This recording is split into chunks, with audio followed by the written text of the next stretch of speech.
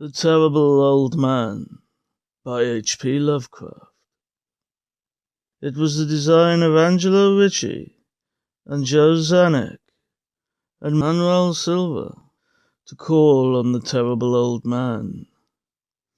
This old man dwells all alone in a very ancient house on Water Street near the sea, and is reputed to be both exceedingly rich and exceedingly feeble, which forms a situation very attractive to men of the profession of Messrs. Ricci, Zanuck, and Silva, for that profession was nothing less dignified than robbery.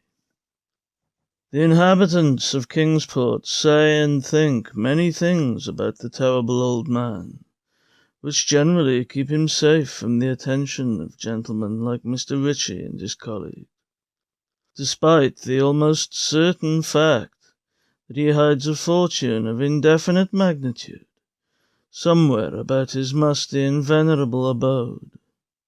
He is, in truth, a very strange person, believed to have been a captain of East India clipper ships in his day, so old that no one can remember when he was young, and so taciturn that few know his real name. Among the gnarled trees in the front yard of his aged and neglected place, he maintains a strange collection of large stones, oddly grouped and painted so that they resemble the idols in some obscure Eastern temple. This collection frightens away most of the small boys who love to taunt the terrible old man about his long white hair and beard, or to break the small paned windows of his dwelling with wicked missiles. But there are other things which frighten the older and more curious folk, who sometimes steal up to the house to peer in through the dusty panes. These folk say that on a table in a bare room on the ground floor are many peculiar bottles, in each a small piece of lead suspended pendulum-wise from a string. And they say that the terrible old man talks to these bottles, addressing them by such names as Jack, Scarface, Long Tom, Spanish Joe, Peters, and Mate Ellis, and that whenever he speaks to a bottle, the little lead pendulum within makes certain definite vibrations as if in answer. Those who have watched the tall, lean, terrible old man in these peculiar conversations do not watch him again. But Angelo Ricci and Joe Zanuck and Manuel Silva were not of Kingsport blood. They were of that new and heterogeneous alien stock which lies outside the charmed circle of New England life and tradition, and they saw in the terrible old man merely a tottering, almost helpless greybeard, who could not walk without the aid of his knotted cane, and whose thin, weak hands shook pitifully. They were really quite sorry in their way for the lonely, unpopular old fellow, whom everybody shunned, and at whom all the dogs barked singularly. But business is business, and to a robber whose soul is in his profession, there is a lure and a challenge about a very old and very feeble old man who has no account at the bank, and who pays for his few necessities at the village store with Spanish gold and silver minted 2 centuries ago. Messrs. Ricci, Zanuck, and Silva selected the night of April 11th for their call. Mr. Ricci and Mr. Silva were to interview the poor old gentleman, whilst Mr. Zanuck waited for them and their presumable metallic burden with a covered motor car in Ship Street, by the gate in the tall rear wall of their host's ground. desire to avoid needless explanations in case of unexpected police intrusions prompted these plans for a quiet and unostentatious departure. As prearranged, the three adventurers started out separately in order to prevent any evil-minded suspicions afterward.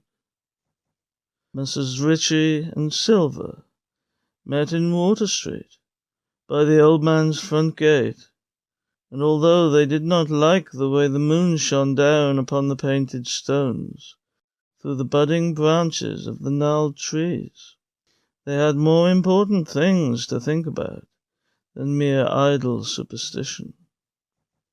They feared it might be unpleasant work making the terrible old man loquacious concerning his hoarded gold and silver, for aged sea captains are notably stubborn and perverse. Still, he was very old and very feeble, and there were 2 visitors. Messrs. Ritchie and Silver were experienced in the art of making unwilling persons voluble, and the screams of a weak and exceptionally venerable man can be easily muffled. So they moved up to the one lighted window, and heard the terrible old man talking childishly to his bottles with pendulums. Then they donned masks and knocked politely at the weather-stained oaken door. Waiting seemed very long to Mr. Zanuck as he fidgeted restlessly in the covered motor car by the terrible old man's back gate in Ship Street. He was more than ordinarily tender-hearted, and he did not like the hideous screams he had heard in the ancient house just after the hour appointed for the deed. Had he not told his colleagues to be as gentle as possible with the pathetic old sea captain? Very nervously he watched that narrow oaken gate in the high and ivy-clad stone wall. Frequently he consulted his watch and wondered at the delay. Had the old man died before revealing where his treasure was hidden, and had a thorough search become necessary? Mr. Zanuck did not like to wait so long in the dark in such a place. Then he sensed a soft tread or tapping on the walk inside the gate, heard a gentle fumbling at the rusty latch, and saw the narrow, heavy door swing inward. And in the pallid glow of the single dim street lamp, he strained his eyes to see what his colleagues had brought out of that sinister house which loomed so close behind. But when he looked, he did not see what he had expected, for his colleagues were not there at all, but only the terrible old man, leaning quietly on his knotted cane and smiling hideously. Mr. Zanuck had never before noticed the color of that man's eyes. Now he saw that they were yellow.